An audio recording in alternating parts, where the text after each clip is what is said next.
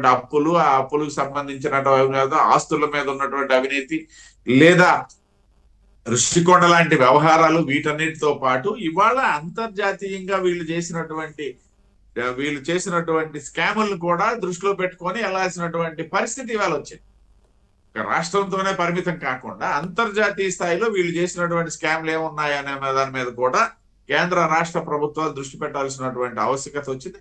ఆ దిశగానే ప్రయాణం సాగుతుంది. తెలియదు, వినబడుతుంటాయి కదా సార్, లండన్ అని చెప్పి, అక్కడ ఒక దీవి అని చెప్పి, ఆ తర్వాత ఏవో ఏవో చాలా కథనాలు. మొన్న లండన్ వెళ్ళినప్పుడు కూడా ఆ ఫ్లైట్ అక్కడక్కడ తిరిగి మళ్ళీ ఎక్కడో ల్యాండ్ అవ్వడం ఆమ్స్టర్ డ్యామ్ దగ్గర, ఇవన్నీ కూడా ఆరోపణలు చాలా వచ్చాయి కదా. ఇవన్నీ కూడా మరి ఎంక్వైరీలు ఇవన్నీ జరుగుతాయా ఏంటనే జరుగుతుందా? ఖచ్చితంగా జరుగుతుంది. ఎందుకనేసి అంటే నేను అదే చెప్తున్నా.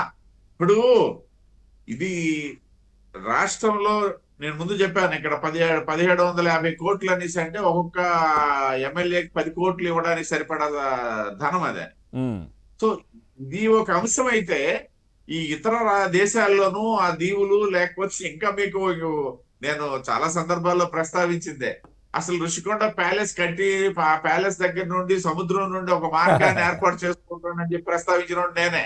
అవును, సొరంగ మార్గం మాట్లాడాను, ఇదే ఛానల్లో మాట్లాడినటువంటి సందర్భాలు ఉన్నాయి. అంటే ఇవన్నీ ఊహాగానాలు కాదు, నిజమేమోనని చెప్పేసి దీనే ఇప్పుడు జరుగుతున్నటువంటి చరిత్ర నిరూపిస్తుందండి.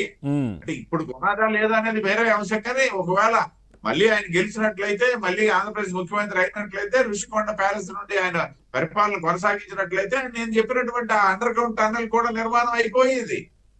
అది ప్రారంభం అయిపోయేదేమో ఈసారికి 5-6 నెలల్లోనే.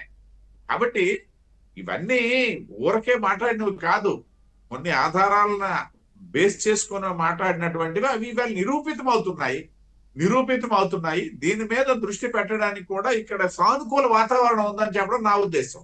ఇప్పుడు మా సోదరుడు మాకు రిక్వెస్ట్ చేయడం కాదు, అందరం కలిసి ఉన్నటువంటి ప్రభుత్వాలు.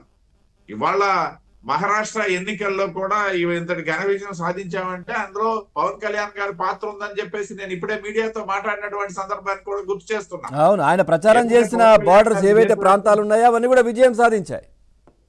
నేను అదే చెప్తున్నా. ఇప్పుడు మన డిబేట్ కంటే ముందు వచ్చినటువంటి మీడియా మిత్రులతో నేను షేర్ చేసుకునేటప్పుడు వాళ్ళు అడిగింది అదే, నేను చెప్పింది అదే. పవన్ కళ్యాణ్ గారి పాత్ర ఉంది. ఎందుకంటే ఇవాళ ఆయన ఒక జాతీయ నేతగా ఎదిగినటువంటి సందర్భము. గత 10 సంవత్సరాల అంశం వేరు. ఈ 5 నెలల ఉప ముఖ్యమంత్రిగా ఆయన తాలూకా విజయాలు, ఆయన తాలూకా పనితీరు, వీటి మీద కూడా కేవలం సినీ గ్లామరే కాకుండా ఆయనకు ఒక రాజకీయ పరమైనటువంటి గ్లామర్ కూడా అబ్బింది ఈ 5-6 నెలల పరిపాలనా కాలంలో అని చెప్పేసి కూడా చెప్పడం నా ఉద్దేశం. కాబట్టి ఖచ్చితంగా చర్యలు ఉంటాయి. దీన్ని విడిచిపెట్టే ప్రభుత్వాలు అయితే అక్కడ కానీ ఇక్కడ కానీ లేవు. అక్కడున్న ప్రభుత్వం, ఇక్కడున్న ప్రభుత్వం ఒకటే ప్రభుత్వం. కాబట్టి డెఫినెట్ గా శిక్షకి దగ్గర